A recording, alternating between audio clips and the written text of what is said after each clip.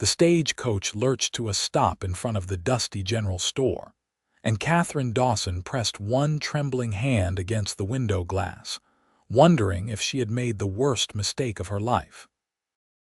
The August heat of 1882 shimmered off the wooden sidewalks of Shoshone City, Idaho, making the whole town look like a mirage that might disappear if she blinked too hard. Her fingers clutched the letter in her lap, the one that promised her a teaching position at the local schoolhouse, the one that had seemed like salvation when she read it in Philadelphia 3 weeks ago. Now, staring at the rough frontier settlement with its handful of weathered buildings and the endless sagebrush stretching toward distant mountains, she felt nothing but cold dread pooling in her stomach.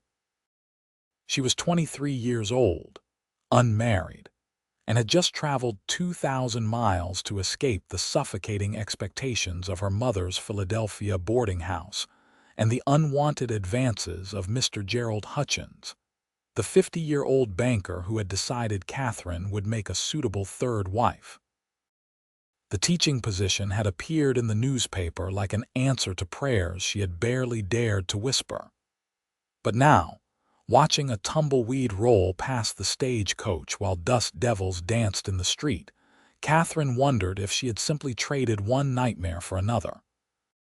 "Shoshone City, miss," the driver called down, his weathered face appearing in the window.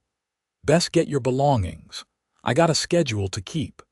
Katherine forced herself to stand, smoothing down her dark blue traveling dress that was far too heavy for this climate. She had one trunk, one carpetbag, and exactly $17 to her name until the school board paid her first month's salary. As she stepped down from the stagecoach, the heat hit her like a physical force and she swayed slightly, gripping the door frame. "Easy there." A strong hand caught her elbow, steadying her. Katherine looked up into the most striking blue eyes she had ever seen, set in a sun-bronzed face beneath a wide-brimmed hat.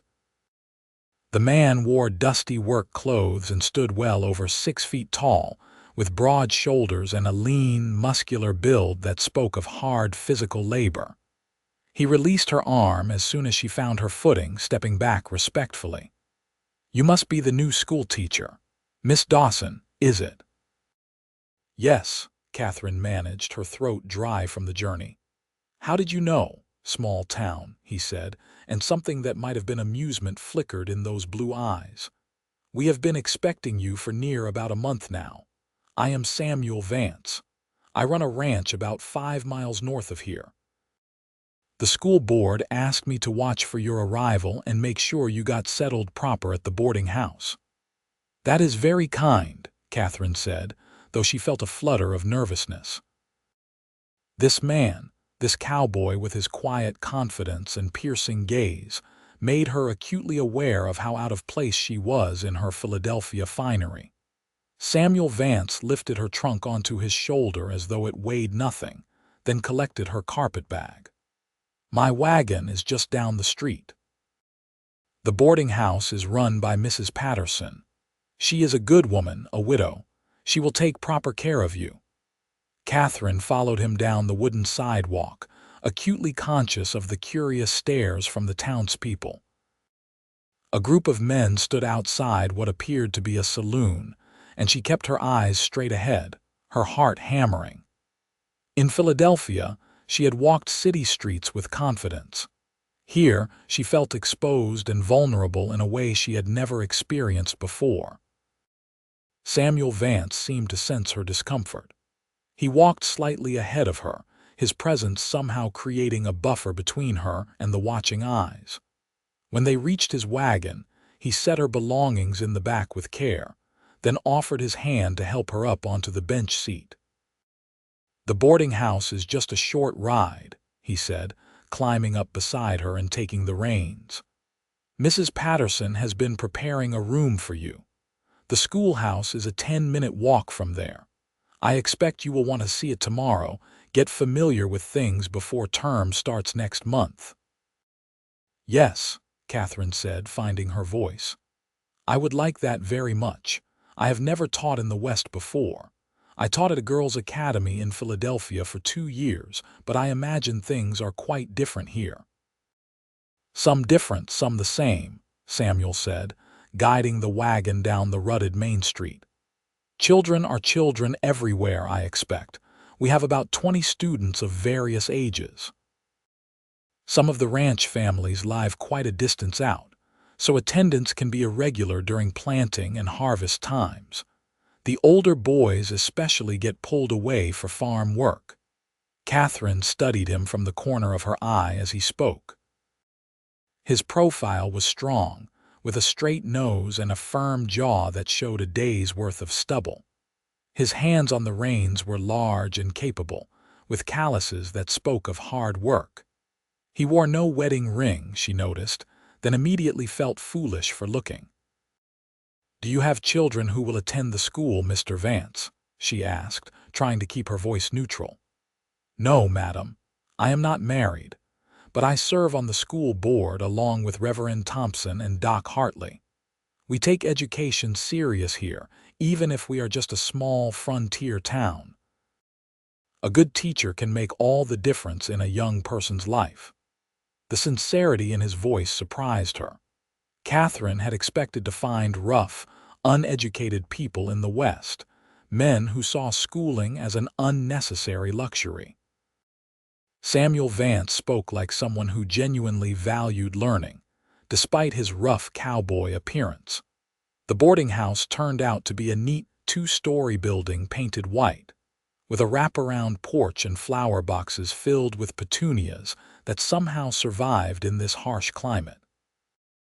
A woman in her 50s emerged as they pulled up, wiping her hands on her apron. She had kind eyes and graying hair pulled back in a practical bun. "Miss Dawson," she called warmly. "Oh, you poor dear, you must be exhausted from your journey. Samuel, bring her things right inside. I have the room at the top of the stairs all ready, the one with the nice cross breeze." Within minutes, Katherine found herself enveloped in Mrs. Patterson's efficient hospitality.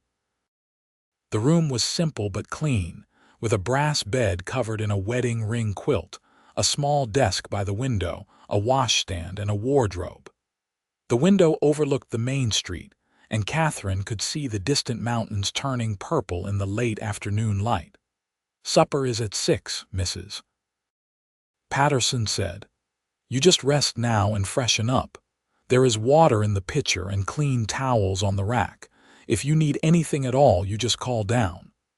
Samuel Vance appeared in the doorway with her trunk, which he set down carefully at the foot of the bed. He touched the brim of his hat. "I will come by tomorrow morning around 9, if that suits you, Miss Dawson. I can show you the schoolhouse and introduce you to some of the families in town." "You do not have to go to such trouble," Katherine said, though part of her was relieved at the offer. The thought of navigating this strange town alone filled her with anxiety. "It is no trouble," Samuel said simply. "Welcome to Shoshone City, Miss Dawson. I hope you will be happy here." After he left, Katherine sank down onto the bed, her hands shaking. She pulled out the letter from her carpet bag and read it again, searching for reassurance. The school board had offered her $40 a month, which was more than she had earned in Philadelphia. Room and board would cost her $12 monthly. If she was careful, she could save money, build a life for herself here. She could be independent, beholden to no one, but the fear still sat heavy in her chest. This place was so foreign, so raw and untamed. And yet, when Samuel Vance had looked at her with those steady blue eyes, she had felt something shift inside her, something that terrified her almost as much as the vast wilderness surrounding this tiny town. Sleep came fitfully that night, and Katherine woke before dawn, her body still attuned to Philadelphia time. She dressed carefully in a simple gray cotton dress more suitable to the climate, pinned up her dark brown hair, and went down to find Mrs. Patterson already in the kitchen, pulling fresh bread from the oven. "You are an early riser," the older woman said approvingly. That is good. Frontier life starts early. Come, sit down. I have coffee brewing and eggs from my own chickens. Over breakfast, Mrs. Patterson filled Katherine in on the essential details of Shoshone City. The town had been established 6 years ago, in 1876, as a supply stop for the mining operations to the north and the ranches spreading across the Snake River Plain. The population hovered around 300 people, not counting the ranch families scattered across the surrounding territory. "We are respectable folk here," Mrs. Patterson said firmly. "We have a church, a school, a doctor, and a sheriff. The saloon causes trouble now and again, but Sheriff Morrison keeps things mostly peaceful. You will be quite safe, dear. And if anyone bothers you, you just let me or Reverend Thompson know immediately." Samuel Vance arrived promptly at 9, looking freshly shaved and wearing a clean shirt. Katherine noticed that he had made an effort with his appearance, and something warm flickered in her chest before she firmly suppressed it. She was here to teach, to build an independent life. Romance, especially with a cowboy in this wild place, was not part of her plan. The schoolhouse was a simple one-room building with rows of wooden benches, a teacher's desk, a blackboard, and a wood stove for winter heating. Shelves along one wall held a modest collection of books, and maps hung beside the blackboard. It was humble compared to the academy where Katherine had taught in Philadelphia, but it was clean and well-maintained. The previous teacher, Miss Hartley, married a rancher last spring, Samuel explained. She left her materials organized in the desk. "We have primers for the young ones, McGuffey readers for the middle grades, and some history and mathematics texts for the older students. The school board can order more books if you need them, though it takes time for shipments to arrive." Katherine walked around the room, running her fingers over the desk, imagining it filled with children's faces. Despite her fears, she felt a stirring of excitement. This would be hers, her classroom, her students. She could make a real difference here. "It is wonderful," she said softly. "Better than I hoped." Samuel smiled then, a genuine smile that transformed his serious face. "I am glad. I confess we were worried when we placed the advertisement. We did not know what kind of teacher would be willing to come all the way out here. The school board is powerful, grateful you accepted the position." They spent the morning walking through town while Samuel introduced her to key members of the community. Reverend Thompson was a gentle man in his 60s who welcomed her warmly to the church and assured her the congregation would support her work at the school. Doc Hartley, a gruff but kind physician, showed her his office and told her to come by if she ever needed medical attention. No charge for teachers. Sheriff Morrison, a weathered man with sharp eyes and an impressive mustache, promised to keep an eye out for her safety. By noon, Katherine's head was spinning with names and faces, but she felt marginally less terrified. These people seemed genuinely pleased to have her here, and their kindness chipped away at some of her fear.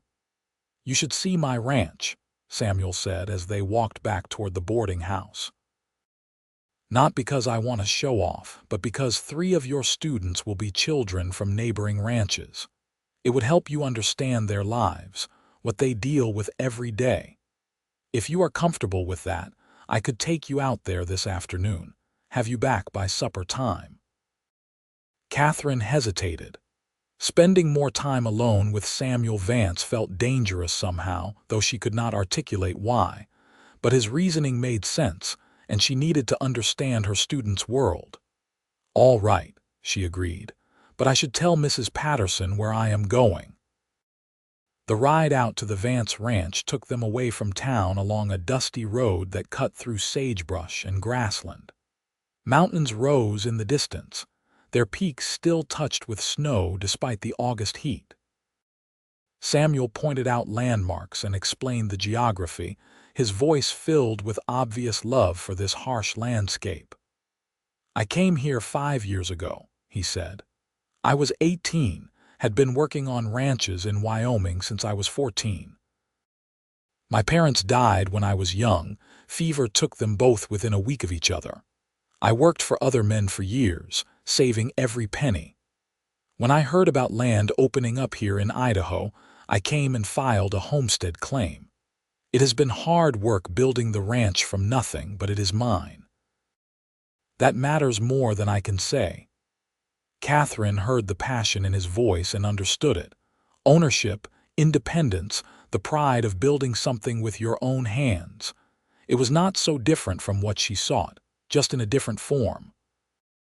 The Vance ranch house was a sturdy log structure with a covered porch and a barn nearby. Cattle grazed in distant pastures, and she could see a few horses in a corral. It was modest but well maintained, everything speaking of careful attention and hard work. Samuel helped her down from the wagon and showed her around, explaining the realities of ranch life. The children who attended school from these outlying ranches often had to ride for an hour or more each way. In winter, when snow blocked the roads, they might miss weeks at a time. They would come to school tired from morning chores, and the older ones would struggle to stay awake after long days of physical labor. "I am not trying to discourage you," Samuel said. "I just want you to understand what you are facing. Some of these children only get a few years of education before they have to work full-time. What you teach them in that short time could be all the formal learning they ever get." "Then I had better make it count," Katherine said firmly, and she saw approval flash in his eyes. They sat on his porch drinking cool water from his well, and Samuel told her more about the community, the challenges and the triumphs of frontier life. He spoke about the severe winters that could trap people in their homes for weeks, the spring floods from snowmelt, the summer droughts, the constant battle against the harsh elements. But he also spoke of the extraordinary beauty of the land, the sense of possibility, the way neighbors helped each other through hardships. Katherine found herself relaxing in his presence, drawn in by his quiet strength and obvious integrity. When he smiled at something she said, she felt warmth spread through her chest. When his hand accidentally brushed hers as he refilled her water cup, she felt a spark of electricity that made her breath catch. This was dangerous, she reminded herself. She had come here to escape entangling relationships, to build her own life. But sitting on this porch with Samuel Vance, watching the afternoon light paint the mountains gold, she felt something she had never experienced in all her 23 years. She felt like she might possibly be home. The summer weeks before school started passed in a strange, dreamlike rhythm. Katherine spent her days preparing lesson plans, organizing the schoolhouse, and getting to know the town. Mrs. Patterson introduced her to the other women in the community, and despite Katherine's initial nervousness, she was welcomed into their circle.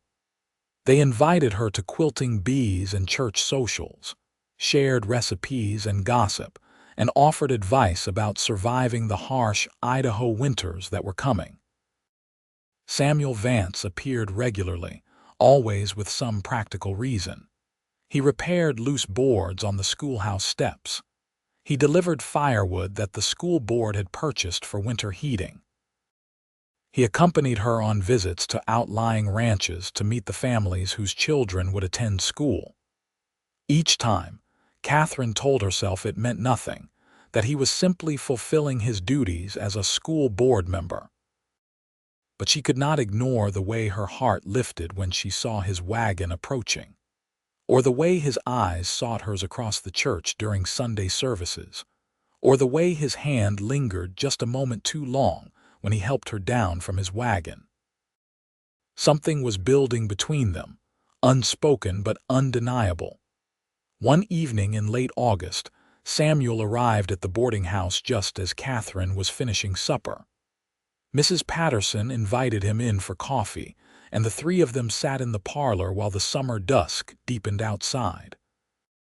"Miss Dawson," Samuel said, his hat turning nervously in his hands. "There is a dance this Saturday evening, a social gathering at the church hall. I was wondering if you might allow me to escort you." Catherine's first instinct was to refuse, to protect herself from whatever was developing between them. But Mrs. Patterson was nodding encouragingly, and Catherine realized that refusing would be not only rude but also potentially harmful to her reputation. In a small town like this, people would wonder why the schoolteacher refused a respectable invitation from a well-regarded rancher. "I would be pleased to attend," she said, and watched relief flood Samuel's face. The dance was unlike anything Catherine had experienced in Philadelphia. The church hall was decorated with wildflowers and lanterns, and someone had brought a fiddle, a guitar, and a harmonica. The music was lively and enthusiastic, if not always perfectly in tune. People of all ages crowded into the hall, from grandparents to young children, and the atmosphere was one of genuine joy and community celebration. Samuel kept close to her side, introducing her to people she had not yet met, making sure she felt included and comfortable. When the dancing started, he led her onto the floor with surprising grace for such a large man. His hand was warm on her waist, and she could feel the strength in his frame as he guided her through the steps. "You are a good dancer," she said, surprised. "My mother taught me," Samuel said. She believed that being a gentleman had nothing to do with wealth or position, but with how you treated others. "She would have liked you, I think." "Tell me about her," Catherine said, and as they moved through the dance, Samuel spoke of his childhood, his parents who had homesteaded in Wyoming, his mother who had insisted on education and manners despite their poverty, his father who had taught him the value of hard work and integrity. "They did not have much," Samuel said softly, "but they had each other and they were happy. That is what I want someday, not wealth or status, just someone to build a life with, someone who values the same things I do." His eyes met hers as he said it, and Catherine felt her breath catch. The meaning was clear, but instead of fear, she felt something like hope bloom in her chest. As the evening wore on, Catherine found herself laughing more freely than she had in years. The frontier people were direct and unpretentious, their warmth genuine. Several women made a point of telling her how glad they were to have her as their children's teacher, and the men treated her with respectful courtesy. But it was Samuel's presence that made the evening magical. He was attentive without being overbearing, protective without being possessive. He danced with her multiple times, but also made sure she had opportunities to dance with other respectable men, so she could continue meeting community members. He brought her refreshments, found her a seat when she needed to rest, and made her feel valued and cherished in a way she had never experienced. When he drove her back to the boarding house under a sky brilliant with stars, Catherine felt something shift inside her. The fear that had brought her west was still there, but it was being crowded out by something else, something warm and hopeful and terrifying in its intensity. "Thank you for a lovely evening," she said as they reached Mrs. Patterson's porch. "Catherine," Samuel said, then stopped, seeming to wrestle with something. It was the first time he had used her given name. "I know you came here to build an independent life to escape pressures back east. Mrs. Patterson told me a little about your situation, how you were running from an unwanted suitor. I do not want to be another source of pressure or discomfort for you." "You are not," Catherine said softly, surprising herself with the truth of it. "I am glad," Samuel said, "because I find myself wanting to spend time with you, to know you better. You are like no one I have ever met, Catherine. You are educated and refined, yet you do not look down on frontier folk. You are brave enough to travel 2,000 miles alone into the unknown. You are dedicated to helping children learn. I admire you greatly." Catherine's heart was pounding. "Samuel, you do not have to say anything," he interrupted gently. "I just wanted you to know my intentions are honorable. I would like to court you properly if you are willing. But there is no pressure. Your friendship and respect matter more to me than anything else." Katherine stood there in the starlight, looking up at this good, honest man who was offering her something she had never expected to find. Not demands or expectations, but genuine regard and patient courtship. The fear was still there, whispering that she should protect herself, that she should maintain her independence. But a stronger voice was emerging, one that said perhaps independence did not have to mean isolation, that perhaps choosing to open her heart was its own form of strength. "I would like that," she whispered. "I would like that very much." The smile that spread across Samuel's face was like sunrise, and when he gently took her hand and pressed a chaste kiss to her knuckles, Katherine felt the last of her defensive walls begin to crumble. School started the first week of September, and Katherine threw herself into teaching with passionate dedication.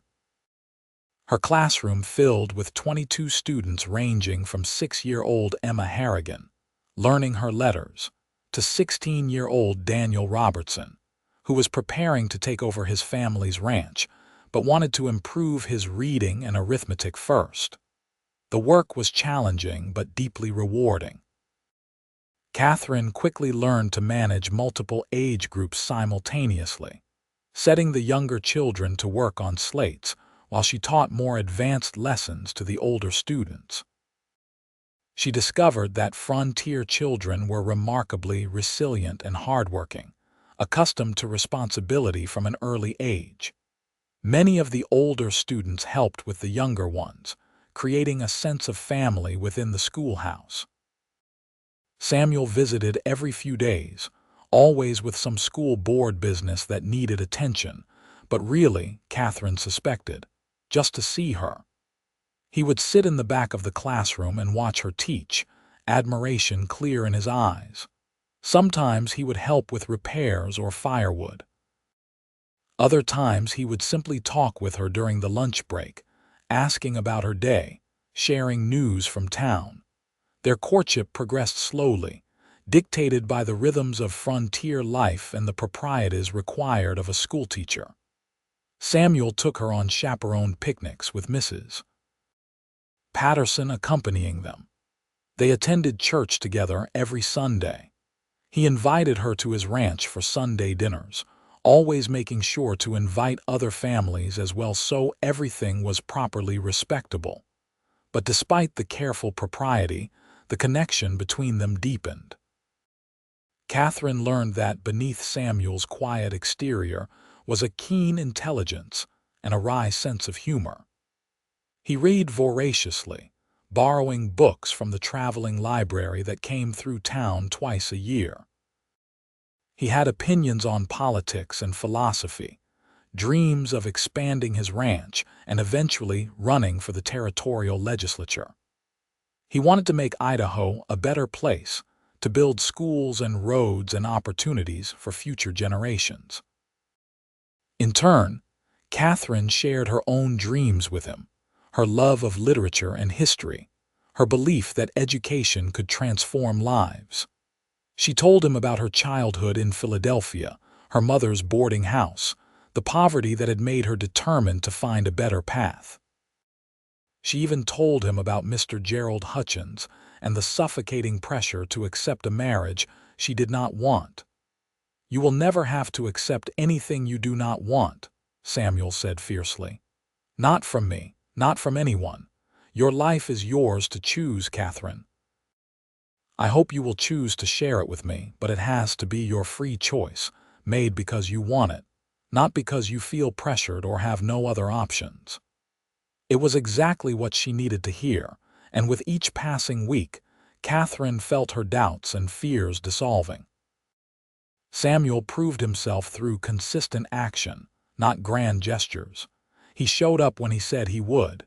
He listened when she spoke. He supported her work without trying to control it. He was patient with her lingering fears, giving her space to process her feelings. October arrived with its brilliant display of autumn colors in the mountains and a distinct chill in the morning air.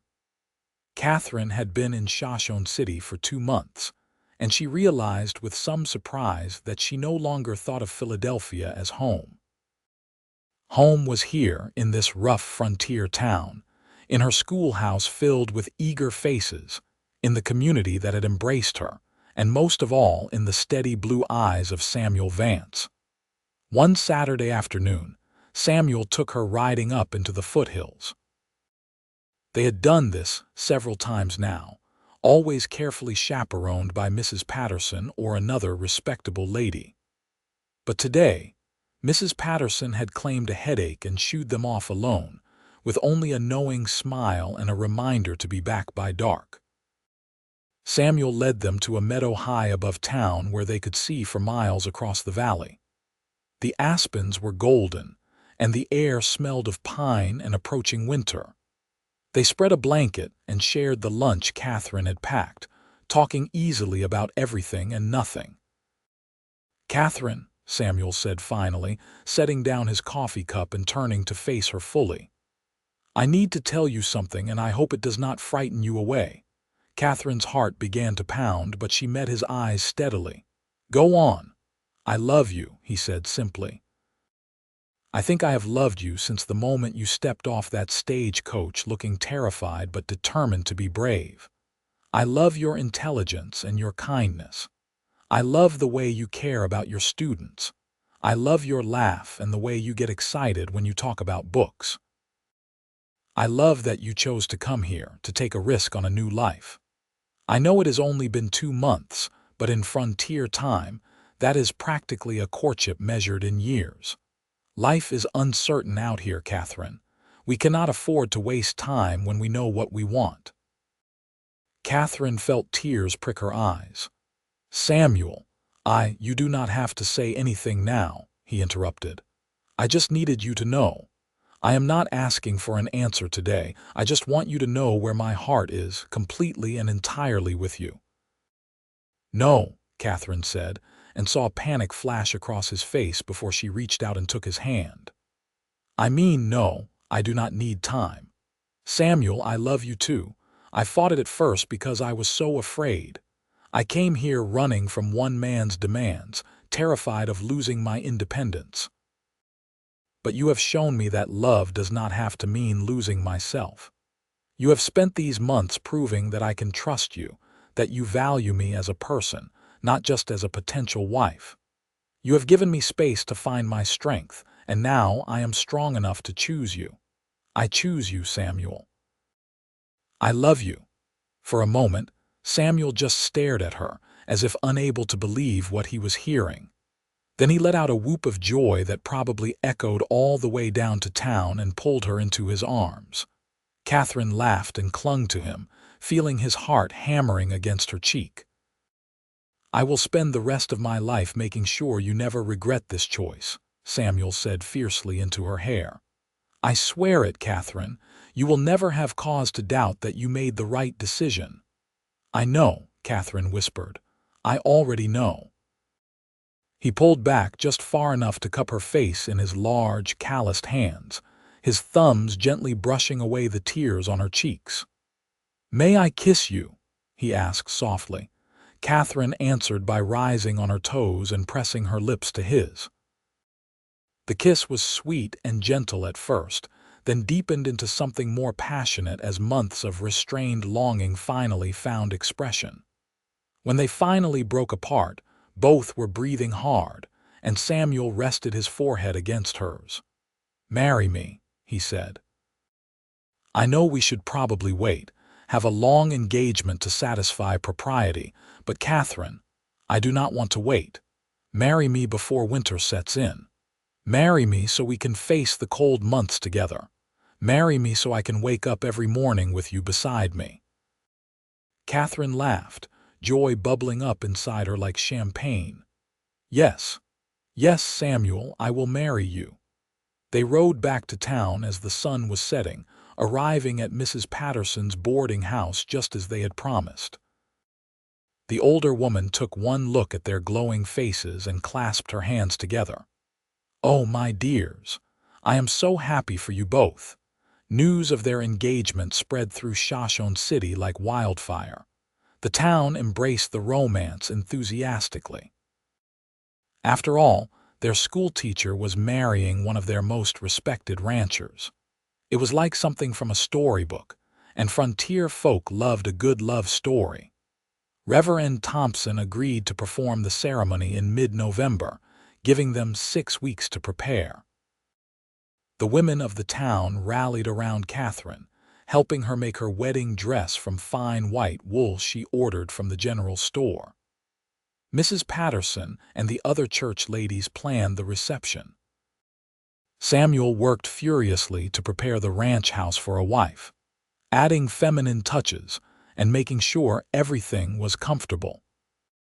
Katherine continued teaching throughout the engagement period, and Samuel visited the school every day now, no longer bothering to pretend it was strictly school board business. Her students were delighted by the romance and became invested in wedding preparations.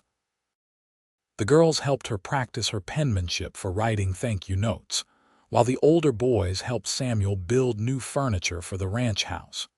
The weeks flew by in a happy blur of preparation and anticipation. Katherine wrote to her mother in Philadelphia, and while the response was mixed, her mother at least seemed relieved that Katherine was settling down respectably, even if it was in the wild frontier.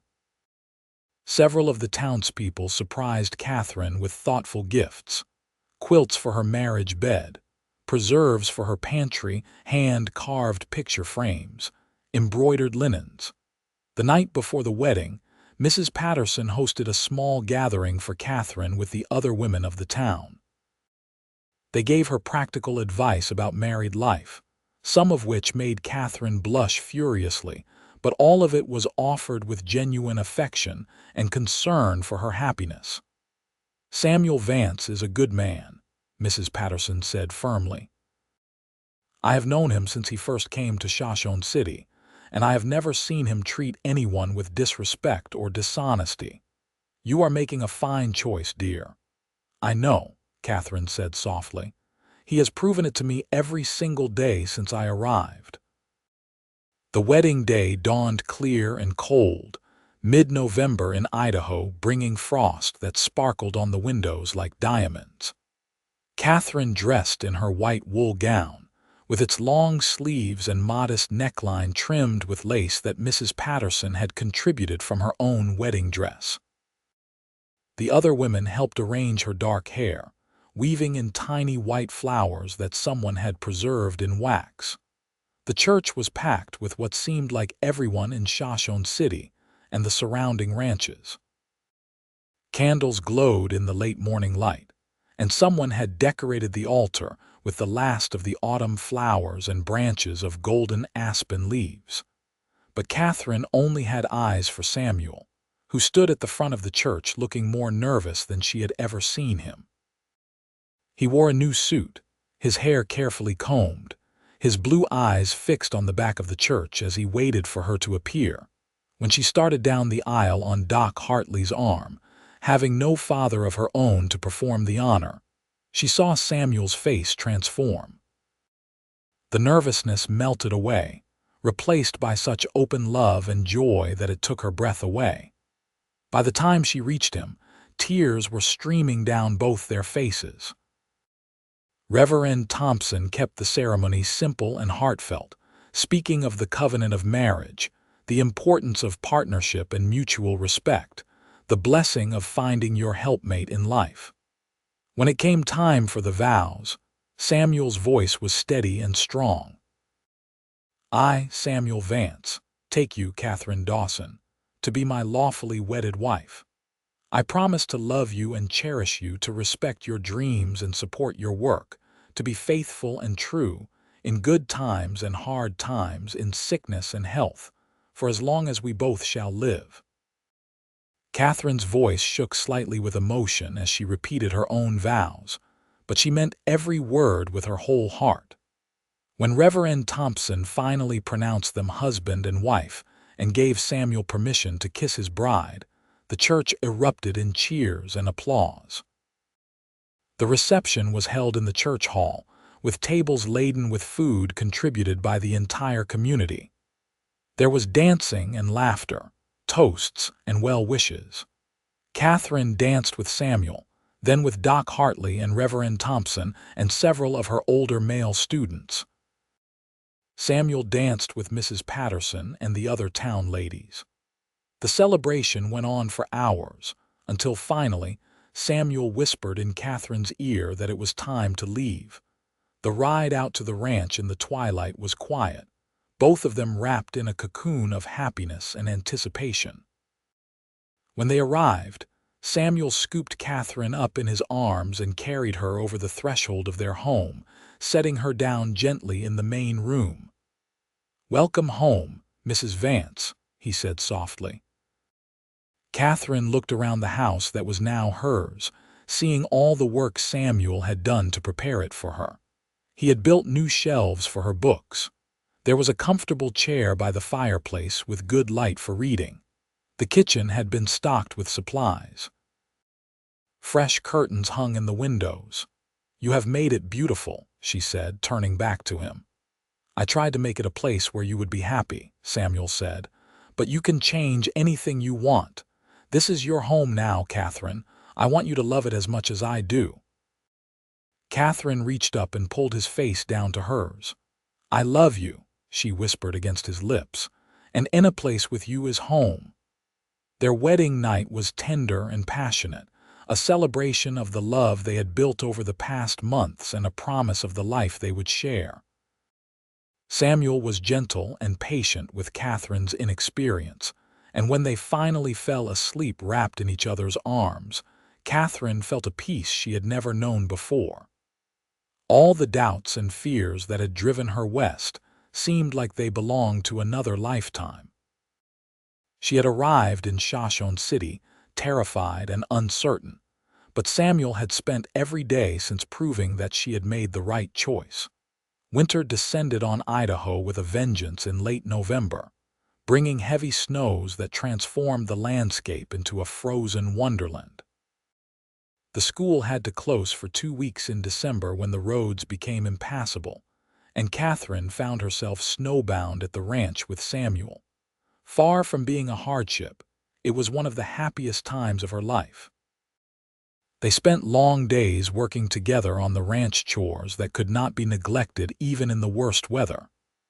Samuel taught Katherine to care for the horses and cattle, to recognize signs of trouble, to appreciate the rhythms of ranch life. In the evenings, they sat by the fire, reading aloud to each other from books, planning for the future, simply enjoying each other's company. "I never knew marriage could be like this," Katherine admitted one night as they lay in bed listening to the wind howl outside. "I always thought it meant losing yourself, becoming just an extension of your husband. But with you, I feel more myself than I ever have before." "That is how it should be," Samuel said, pulling her closer against his warmth. "Marriage should make both people more than they were alone." "You make me better, Katherine. You make me want to be the best man I can possibly be." When school resumed in January, Katherine found herself settling into the rhythm of frontier life. She taught during the week, often riding into town before dawn and returning to the ranch in the evening when Samuel came to collect her. On Fridays, she sometimes stayed at Mrs. Patterson's boarding house to avoid the difficult winter commute, though she found she missed Samuel terribly even for a single night. Her students flourished under her care, and Katherine discovered a deep satisfaction in watching young minds develop. Emma Harrigan learned to read and begged for more books. Daniel Robertson mastered advanced mathematics and announced his intention to eventually study surveying. Two of the middle students showed such promise that Katherine began working with them individually, hoping they might someday attend a college or university. Samuel proved himself a true partner in every sense. He took pride in Katherine's work and encouraged her to pursue her educational goals. When she wanted to start a small lending library at the school, he helped her order books and build shelves. When one of her students' families faced financial hardship, Samuel quietly arranged for them to work off their debt at his ranch so the children could continue attending school. Spring arrived in a rush of snowmelt and new growth, and with it came news that made Katherine's heart leap. She was pregnant. Doc Hartley confirmed it in early April, and Katherine rode home to the ranch in a daze of joy and terror. She had heard too many stories of the dangers of childbirth, especially on the frontier where medical care was limited. But when she told Samuel, his face lit up with such pure happiness that her fear subsided. He pulled her into his arms and held her close, his hand gently resting on her still flat belly. "We are going to have a baby," he whispered in wonder. "Katherine, you have made me the happiest man alive." "Are you not worried?" she asked. "Doc Hartley says it will be late October, right before winter sets in. What if something goes wrong?" "Nothing will go wrong," Samuel said firmly. "Doc Hartley is an excellent physician, and we will make sure you have the best care. Mrs. Patterson will help. Half the women in town will help. You will not be alone, Katherine. I promise you that." Katherine continued teaching through the spring and into the summer, though she tired more easily and had to let the older students take on more responsibility with the younger children. The community rallied around her with advice and gifts, practical frontier women who had survived multiple pregnancies sharing their wisdom. In August, Katherine reluctantly admitted that she needed to stop teaching for a while. The school board immediately assured her that her position would be waiting for her whenever she was ready to return. They hired a temporary teacher for the fall term, a young man fresh from a teacher's college in the East who was eager for frontier experience. As Katherine's belly swelled through the summer, Samuel became almost comically protective.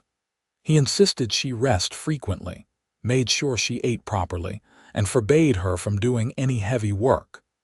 Katherine found it both touching and occasionally frustrating, but she understood it came from love. "I cannot lose you," Samuel admitted one night, his hand on her rounded stomach. "You and this baby, you are everything to me. If anything happened to you, I would not survive it."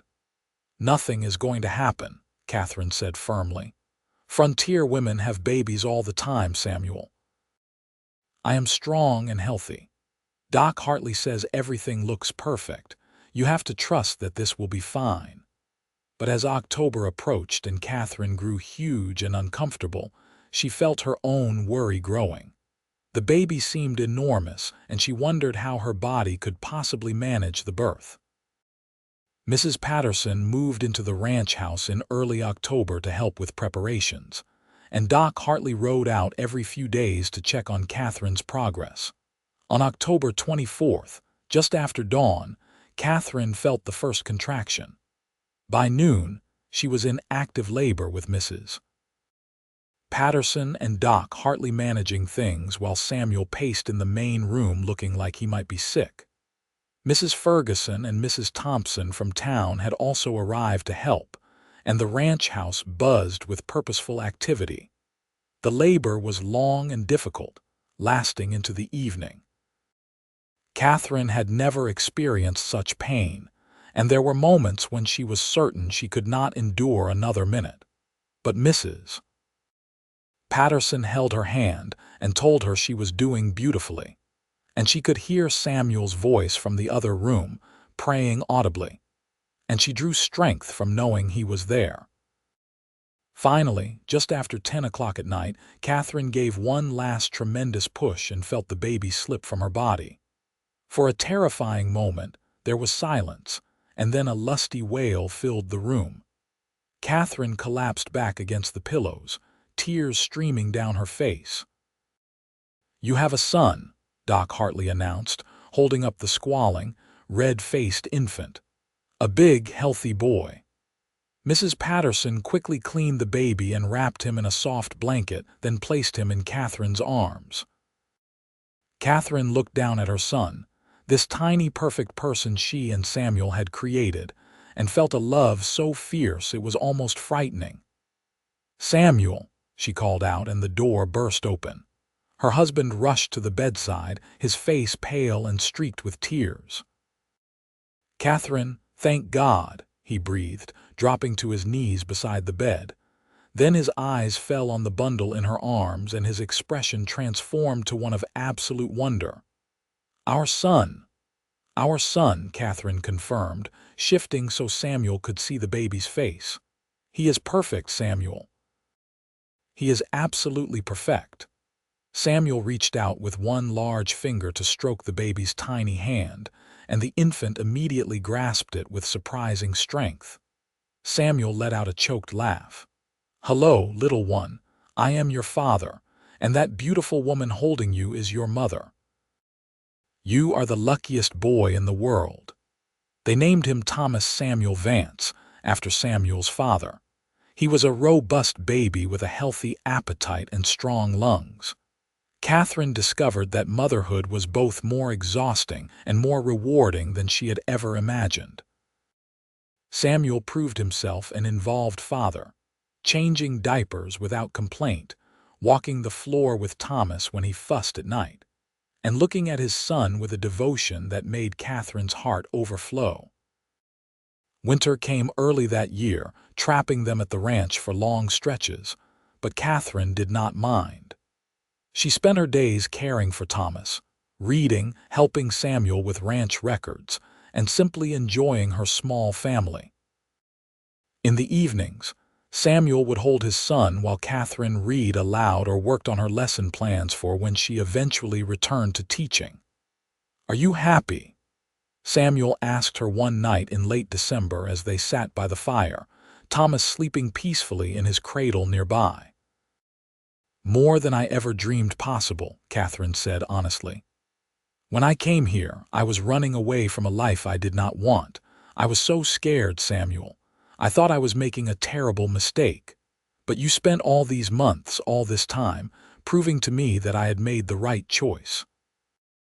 You showed me that love does not have to mean losing yourself, that partnership can make you stronger, that taking a risk on happiness is worth it.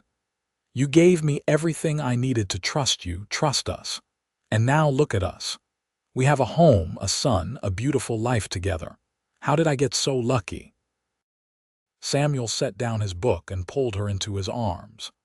"I am the lucky one," he said fiercely. "You took a chance on me on this frontier life when you could have stayed safe back east. You trusted me with your heart even though you had every reason to be afraid. You gave me a family, Katherine.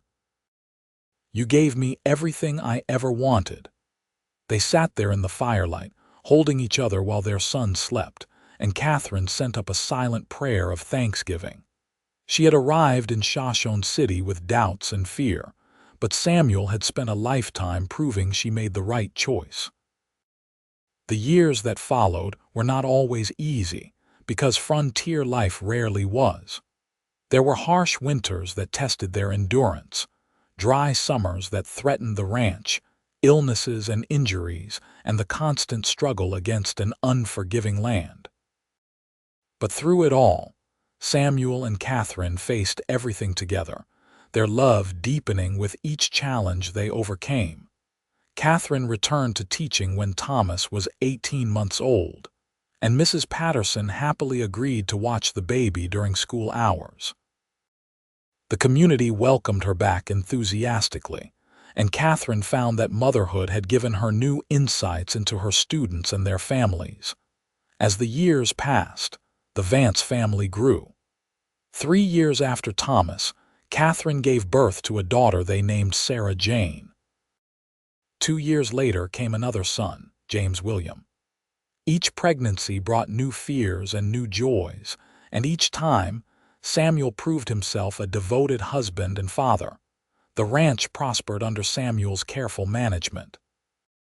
He expanded their land holdings, improved their livestock, and became known throughout the territory as a fair and successful rancher. He also became increasingly involved in territorial politics, fighting for better schools and infrastructure. When Idaho achieved statehood in 1890, Samuel was elected to the state legislature, where he served with distinction for 6 years. Through all of this, he remained devoted to Katherine and their growing family. No matter how busy he got with ranch work or political duties, he always made time for his wife and children. He taught Thomas and James to ride and rope and care for cattle. He read to Sarah Jane every night and encouraged her academic ambitions. He supported Katherine's continued teaching and her efforts to expand educational opportunities in their community. On their 10th anniversary in November 1893, Samuel arranged for Mrs. Patterson to watch the children so he could take Katherine back to the meadow where he had first told her he loved her. They rode up through the autumn aspens, golden now as they had been all those years ago, and spread a blanket in the same spot. "A decade," Samuel said wonderingly. 10 years since we stood in that church and promised to spend our lives together. Katherine, these have been the best years of my life. Every single day with you has been a gift." "You kept your promise," Katherine said softly.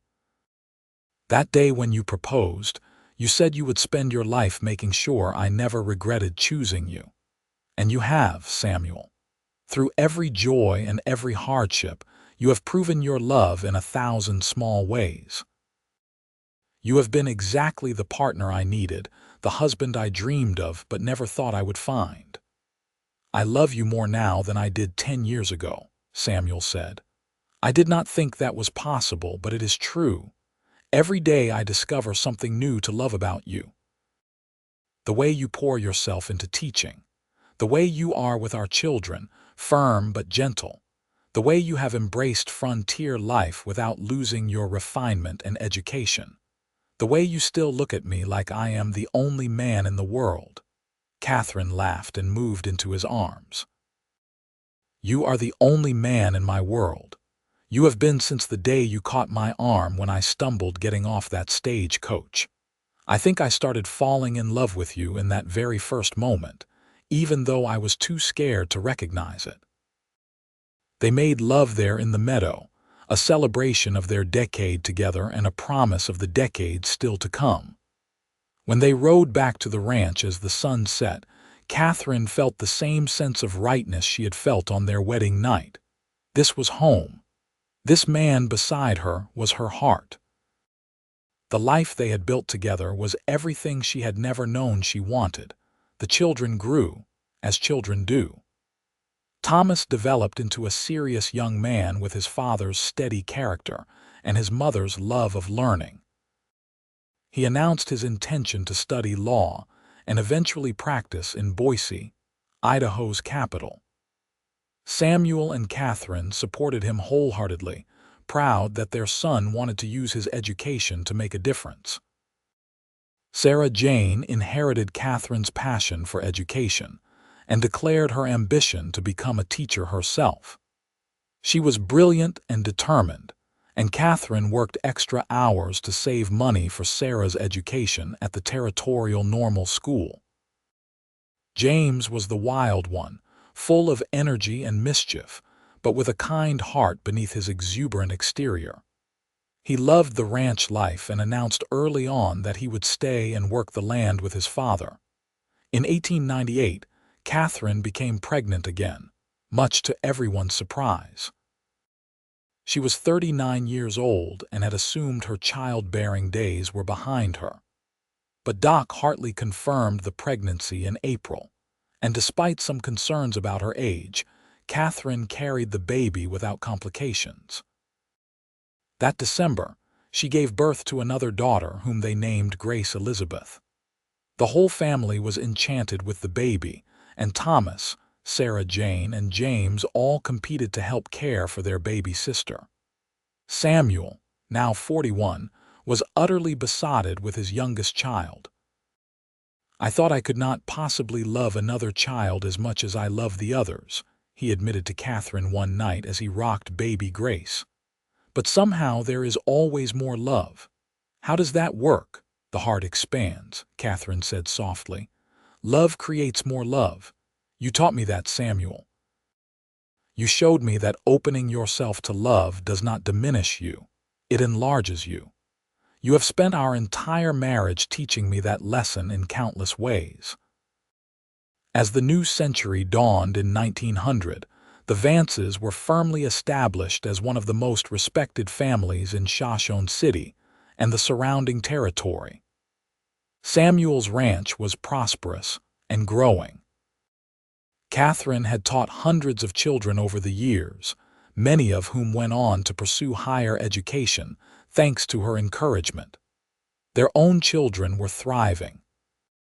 But more than any external success, Samuel and Katherine had built something rare and precious, a marriage based on genuine partnership, mutual respect, and deep, abiding love. They had weathered storms together, celebrated triumphs together, and grown together rather than apart.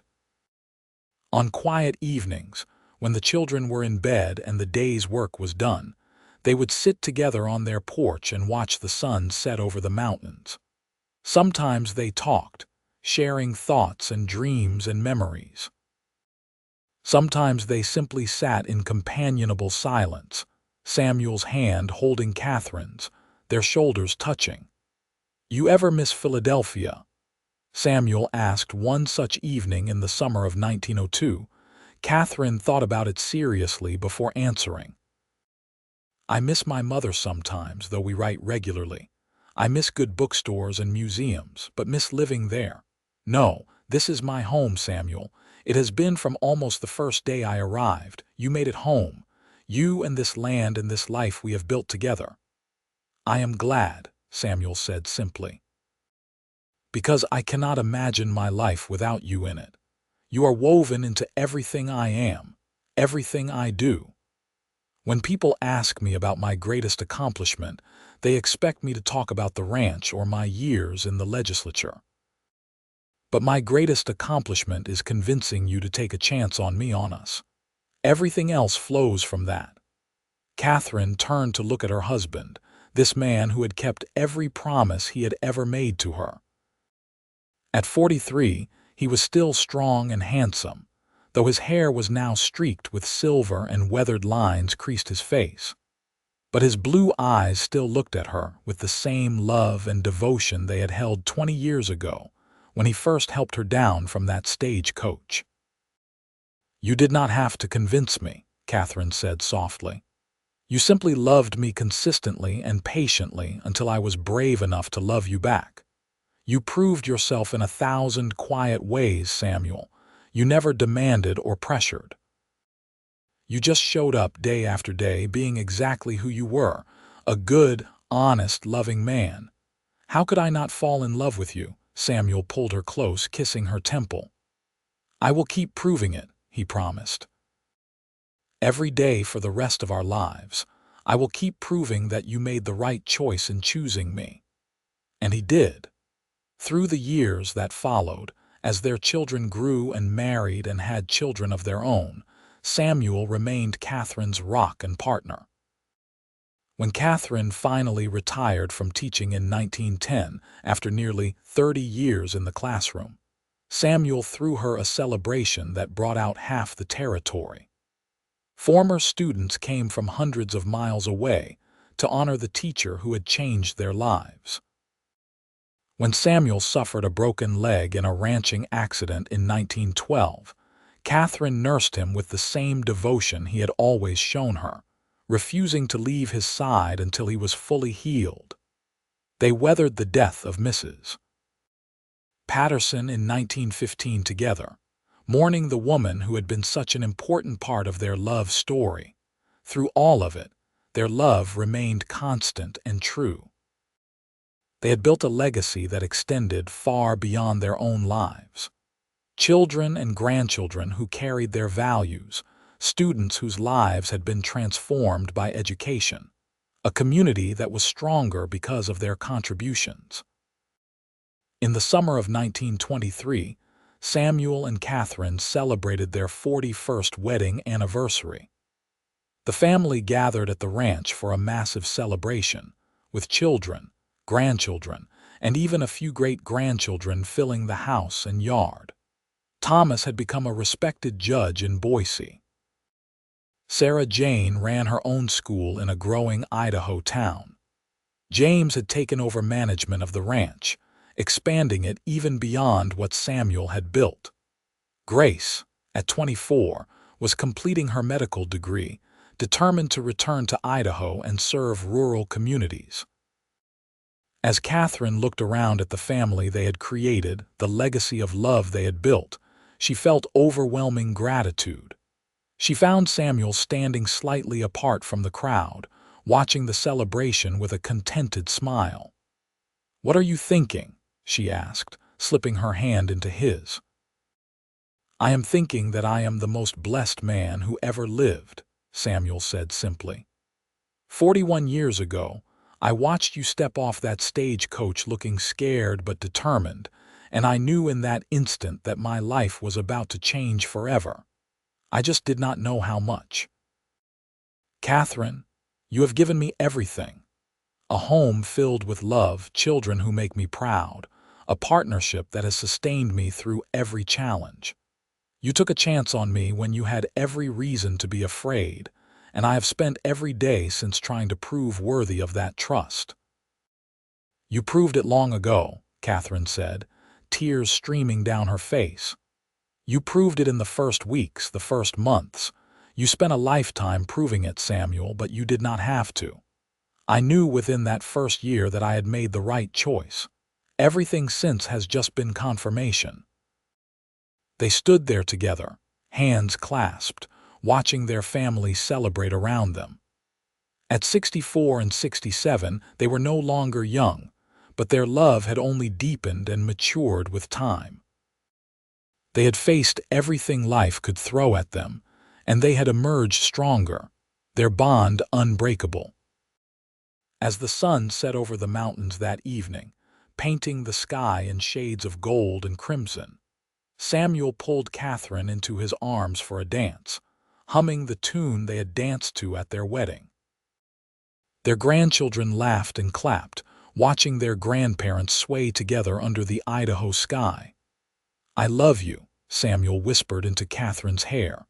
"For 41 years I have loved you, and I will love you until my last breath and beyond." "And I love you," Katherine whispered back. "You are my heart, Samuel Vance. You always have been.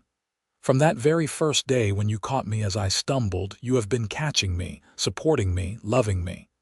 I arrived here with doubts and fear, but you spent a lifetime proving I made the right choice. And it was the right choice. The best choice. The only choice." They continued to dance as darkness fell and stars began to appear overhead, the same stars that had witnessed their courtship so many decades ago. Around them, their family talked and laughed, secure in the love that had built this legacy. Katherine rested her head against Samuel's chest, listening to the steady beat of his heart, and felt at peace.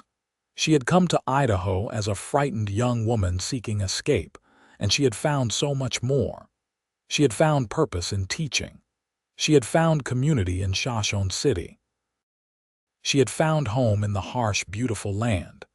But most of all, she had found Samuel, and in finding him, she had found herself. The years continued to pass, as years do, bringing both joys and sorrows. They lost old friends and celebrated the births of new great-grandchildren. They watched Idaho grow and modernize, saw the frontier give way to progress. Through it all, Samuel and Katherine remained devoted to each other, their love a constant in a changing world. When Samuel passed away peacefully in his sleep in 1928 at the age of 73, Katherine was holding his hand. He had lived a long, full life, and he had kept every promise he had ever made to her.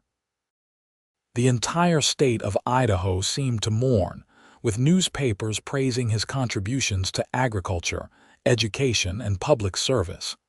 But Katherine knew his greatest contribution was simpler and more profound. He had loved her. Consistently, patiently, devotedly, he had loved her from that first day to his last. He had proven, through 46 years of marriage, that she had made the right choice in trusting him with her heart. Katherine lived another 7 years, surrounded by her children and grandchildren, teaching piano to young students and writing her memoirs. She wanted future generations to know the story of how a frightened schoolteacher from Philadelphia had found love in the Idaho wilderness with a cowboy who understood that actions spoke louder than words. When Katherine passed away in 1935 at the age of 76, she was buried beside Samuel on a hill overlooking the ranch they had built together. Their grave marker was simple: Samuel and Katherine Vance, together forever. But the true marker of their love was not carved in stone. It lived on in the children they had raised, the students they had taught, the community they had served, and the example they had set of what marriage could be when built on respect, trust, and unwavering devotion. The Vance family continues to this day, generation after generation, carrying forward the values Samuel and Katherine instilled. The ranch still operates, now managed by great-great-grandchildren who remember the stories of the cowboy and the schoolteacher who started it all. In Shoshone City, a wing of the school is named after Katherine Dawson Vance, honoring her nearly 30 years of devoted teaching. But perhaps the most fitting tribute is the story itself, passed down through the family like a precious heirloom. The story of how a woman arrived with doubts and fear in 1882, stepping off a stagecoach into an unknown future. The story of how a cowboy recognized something precious in that frightened young woman and dedicated himself to proving he was worthy of her trust. The story of how love, real and lasting love, is built not on grand gestures but on consistent, patient devotion day after day, year after year, for a lifetime. It is a story that reminds us all that sometimes the bravest thing we can do is trust our hearts, take a chance on love, and let someone prove through their actions that our trust is not misplaced. Katherine Dawson took that chance when she accepted Samuel Vance's courtship, and he spent 46 years proving she had made exactly the right choice. And in the end, is that not what we all hope for? Someone who will love us not just in the passionate early days, but through all the ordinary moments that make up a life. Someone who will prove, through thousands of small actions, that we are cherished and valued. Someone who will stand beside us through every challenge and celebrate every joy. Someone who will spend a lifetime demonstrating that our choice to love them was the right one. Samuel Vance gave that gift to Katherine Dawson, and she gave it back to him in equal measure. Together, they built not just a family or a ranch or a legacy, but something far more precious. A love story for the ages, one that continues to inspire everyone who hears it. A reminder that true love exists, that it can flourish even in the harshest circumstances, and that when you find it, when you recognize it, when you have the courage to reach for it, it can transform your entire life. Katherine arrived in Shoshone City, Idaho in August of 1882 with doubts and fear, and Samuel Vance spent the rest of his life proving she made the right choice. It is as simple and as profound as that. And in that simplicity lies a truth that transcends time and place. That love, real love, is proven not through words but through a lifetime of devoted action. Samuel understood that from the very beginning, and he lived it every single day until his last breath. Their story ended, as all stories must, with death separating them for a season. But the love they built together did not end. It lives on in their descendants, in the community they served, in the land they tended, and in the hearts of everyone who has ever heard their tale and been inspired to love more bravely, more patiently, more completely. From that first moment when Samuel caught Catherine's elbow as she stepped off the stagecoach, to their last moment together 46 years later when she held his hand as he peacefully left this world, theirs was a love story that embodied everything marriage should be: partnership, respect, devotion, trust earned and maintained, promises made and kept, dreams shared and realized, challenges faced together, joys celebrated side by side. She arrived with doubts and fear. He spent a lifetime proving she made the right choice. And in doing so, Samuel Vance and Katherine Dawson created something that death itself could not diminish: a love that would echo through generations, inspiring others to believe in the possibility of true, lasting, devoted love even in the most unlikely circumstances. Their story is finished now, told in full from beginning to end. But the love they shared continues, eternal and unbreakable, a testament to what two people can build when they commit to proving their love through action every single day. That is the legacy of Samuel and Katherine Vance, and it is a legacy worth remembering.